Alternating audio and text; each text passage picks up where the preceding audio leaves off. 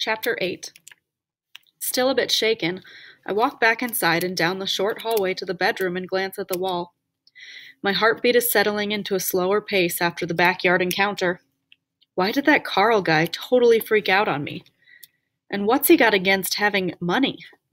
Steadying my breathing, I look back up at the wall, and instantly my heartbeat calms down even more. Now, why didn't I notice that before? There must be over 100 pictures covering the corridor paneling. Some pictures are black and white with the edges curling, but I notice only one face. One face I've seen only in my dreams. My mother. I've been so busy my first day here that I haven't had time to look for her. My eyes travel from frame to frame, searching out my mother. I can see her at high school graduation. She is more than beautiful. The first thing I see are her midnight eyes set wide, with cheekbones jutting out from her slim face. Those eyes sing through the picture, and I can almost hear them. Her long, wavy hair fights to stay controlled under her graduation cap as she holds onto it with one hand. Her other hand is linked with a shorter girl with a shock of red curls, almost like this other girl's hair was ablaze. What expression does my mom have on her face? In this photo, both girls are smiling and laughing at the camera, as if they know the joke, and the rest of us are still waiting for the punchline, the story of my life. I see a faded photo of her as a child hung up toward the ceiling. She's wearing a white dress with a veil and is standing next to an altar. This must have been her first communion. Either that or she was a child bride. Even at the age of 7 or 8 years old, she has that same expression that was in the high school portrait. It's not quite smiling eyes, but not laughter either. When I look closer at it, I can see a faint dash of a dimple on her left cheek. Would I have been able to make her that happy had she lived? This is the most time I've ever spent with my mother, and she's doing a lot of talking. As I continue looking for pictures of her, I come across some of Grandma and Grandpa when they were younger. I see a lot of Grandpa playing sports, basketball in particular, and there must be 3 or 4 pictures of Grandma raising her hand to hide herself as someone tries to capture her on film. The more I rest my eyes on this hallway collage, I see the stark difference between my professional family portraits back home, where we're all sitting, poised and practiced and ready for the camera. But all of these photos on the wall hold different images. Here, the photographer is a family member capturing laughter. I don't have that in any pictures at home. There, back in Minnesota with Dad, Judy, and Bear, we're practicing for life.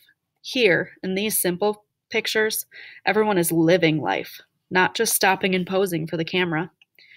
I can feel an arm surround me as I'm moving down the wall, my eyes still searching. "My girl, you're still up?" my grandma asks. "I am. I got caught here looking at your family." "Eh bien, well, they're your family too, Apple," she whispers. "I guess you're right, but I just wish I knew my mom. She looks so beautiful and content." "Come on, let's get you to bed. It's been a long day for you, and we've got a lot to do tomorrow," Grandma says. We walk together, her with an arm around me, down to my bedroom. I stop when I see a picture of a couple on their wedding day. I recognize Grandpa, and I must say my grandmother as a young bride was a stunner back in the day. "Wow, Grandma, you sure are beautiful in your wedding picture." As she winks at me, she says, "You know what they say, pictures never lie." I lie in bed that night thinking about the day, especially the conversation with Grandpa about who is related to whom. I'm so used to straight and simple answers. This is what I know, direct line of who belongs where. Judy is my stepmom and Bear is my stepbrother. Yet it's sort of nice to not have to put a step in front of anyone's name here. When you don't have to step up to a stepmom and step down to a stepbrother, you can just be on the same level as everyone. A family. With all this floating around in my mind, it's a miracle I fell asleep. Yes, I may have even drooled on the pillow a bit. But I had a crazy day. I mean, really, think about it. My very white family met some Indians for the first time. Sort of like Columbus's first encounter with the natives. Only this time it was an uptight white family meeting a mountain-sized native with an awesome Aussie accent. And this time, we can't say that the whites discovered anything since the Aussies were here first. Wait, that's not right either. And this time, the whites actually left the natives where they were. That night, there's no problem falling asleep. And I dream. In my dream, I'm walking alone in the woods, calmness contained in the lush landscape, but the tranquility is broken as I turn to follow sounds. I spot a miniature nest caught between a tangle of trailing branches. I can see a tiny baby robin with its indigo blue egg cracked and set aside. This little thing is making all the ruckus? But then I look closer at the nest. Intermixed with twigs and grasses are black threads woven throughout. I reach slowly, tentatively, and deliberately to touch the nest, especially the black string. My fingers are within inches of it, and as my eyes draw nearer, I get a closer look and notice that those aren't pieces of black thread. They're strands of raven black hair. Could it be from... As soon as I almost touch the hair, out of the corner of my eye, I see someone waving at me. 3 young people are swimming in a shallow pond to my left. They're spraying and teasing one another. One of them is beckoning me with a head tilt and subtle hand motion.